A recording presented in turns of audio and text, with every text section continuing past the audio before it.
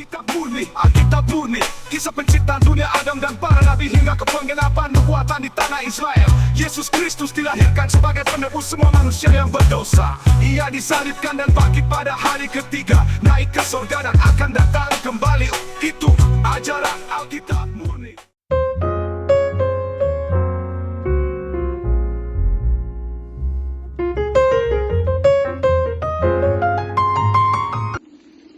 Pada waktu itu, pada hari Sabat, Yesus berjalan di ladang gandum. Karena lapar, murid-muridnya memetik bulir gandum dan memakannya. Melihat itu, berkatalah orang-orang Farisi kepadanya, "Lihatlah, murid-muridmu berbuat sesuatu yang tidak diperbolehkan pada hari Sabat." Tetapi jawab Yesus kepada mereka, "Tidakkah kamu baca apa yang dilakukan Daud ketika ia dan mereka yang mengikutinya lapar? Bagaimana ia masuk ke dalam rumah Allah dan bagaimana mereka makan roti sajian yang tidak boleh dimakan, baik olehnya maupun oleh mereka yang mengikutinya, kecuali oleh imam-imam. Atau tidakkah kamu baca dalam kitab Taurat bahwa pada hari-hari Sabat, imam-imam melanggar hukum Sabat di dalam bait Allah, namun tidak bersalah?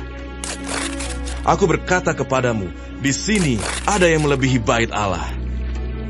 Jika memang kamu mengerti maksud firman ini, yang ku kehendaki ialah belas kasihan dan bukan persembahan, tentu kamu tidak menghukum orang yang tidak bersalah. Karena anak manusia adalah Tuhan atas hari Sabat." Setelah pergi dari sana, Yesus masuk ke rumah ibadat mereka. Di situ ada seorang yang mati sebelah tangannya. Mereka bertanya kepadanya, "Bolehkah menyembuhkan orang pada hari Sabat?" Maksud mereka ialah supaya dapat mempersalahkan dia. Tetapi Yesus berkata kepada mereka, Jika seorang dari antara kamu mempunyai seekor domba, dan domba itu terjatuh ke dalam lubang pada hari Sabat, tidakkah ia akan menangkapnya dan mengeluarkannya? Bukankah manusia jauh lebih berharga daripada domba?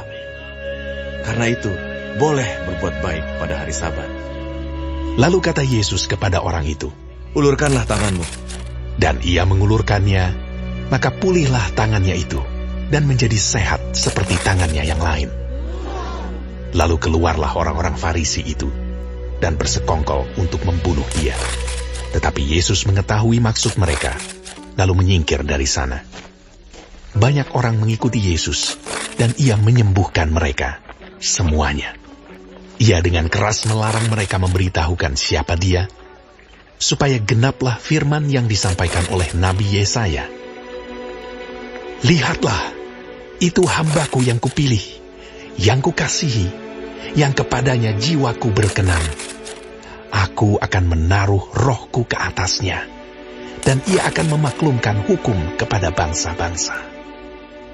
Ia tidak akan berbantah, dan tidak akan berteriak, dan orang tidak akan mendengar suaranya di jalan-jalan. Buluh yang patah terkulai tidak akan diputuskannya, dan sumbu yang pudar nyalanya tidak akan dipadamkannya, sampai ia menjadikan hukum itu menang. Dan padanyalah bangsa-bangsa akan berharap." Kemudian dibawalah kepada Yesus seorang yang kerasukan setan. Orang itu buta dan bisu.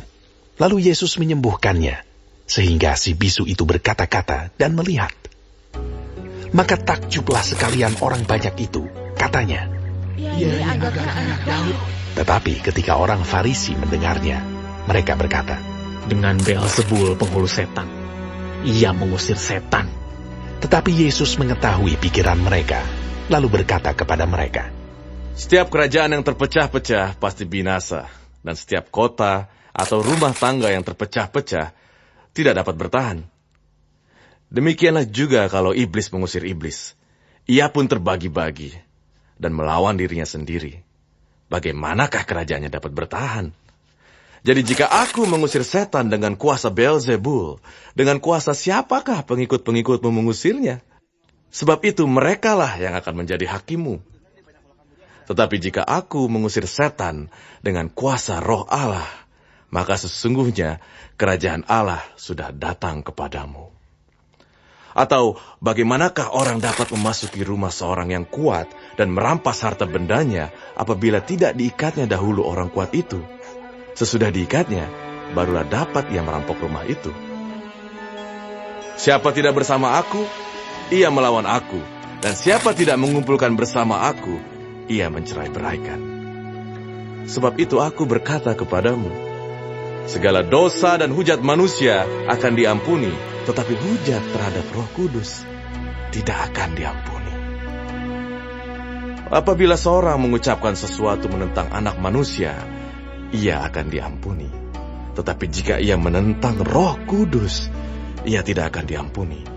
Di dunia ini tidak, dan di dunia yang akan datang pun tidak. Jikalau suatu pohon kamu katakan baik, maka baik pula buahnya. Jikalau suatu pohon kamu katakan tidak baik, maka tidak baik pula buahnya. Sebab dari buahnya pohon itu dikenal.